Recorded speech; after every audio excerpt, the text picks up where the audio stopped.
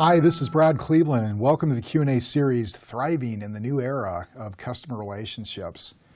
Today's question is, how can we establish and maintain a strong culture across our distributed team? It's a great question. It's an important question because if you're in a customer service leadership role, you most likely have the responsibility of getting results from people that work in different locations. Maybe they don't report to you. Many probably work different hours. So these are common challenges, and today's communication capabilities have encouraged and enabled organizations that span geography and time, but technology really hasn't eliminated the natural barriers that exist between people who work in distributed environments and work in different places and maybe at different times. They can have trouble seeing themselves as a single team, and that's the opportunity we have. Here are some suggestions gleaned from organizations that do a really good job with this. First is to cultivate trust. Many leadership experts have identified trust as the secret sauce that enables organizations to work well. How do you build trust in a virtual team? One simple but important step is to create opportunities for people to get to know each other. I remember the contact center manager who set up an internal web page profiling members of the multi-site team and then gave everyone a short quiz on the interests and background of other members. Others have posted short, informal video interviews. That can be a lot of fun. It's also vital to ensure that everybody gets the key information that you're putting out at the same time. All these things can help build trust. Second, leverage communications technologies.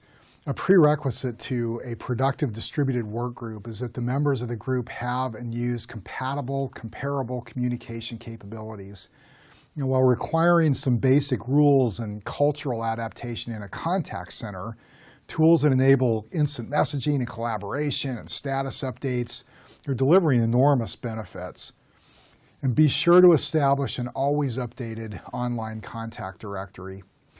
Third, develop internal response time expectations.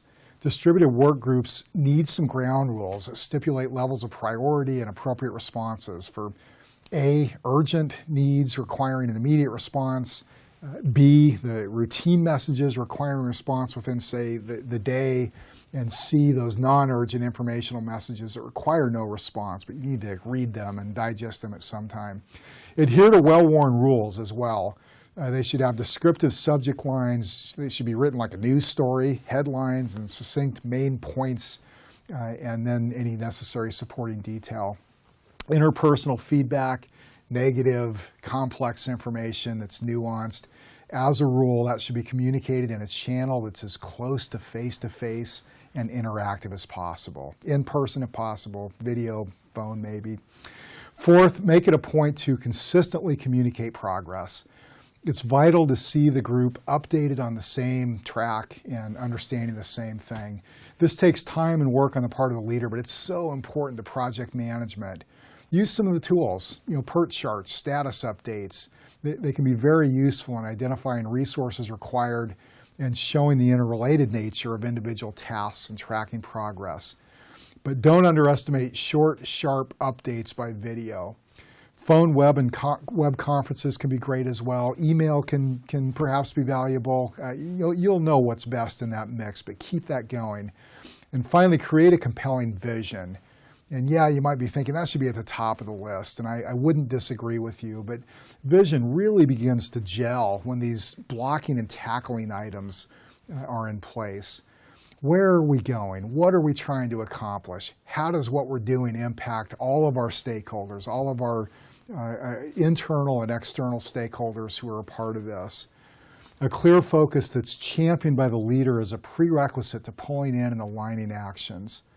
The challenges of leading a distributed team, they're real, they're ongoing, but it's becoming an important part of this environment. And when you get it right, when you see a team really gel and really perform, that's exciting. It's important and it's exciting and gratifying. Thanks for the question. Keep them coming. I will be back soon.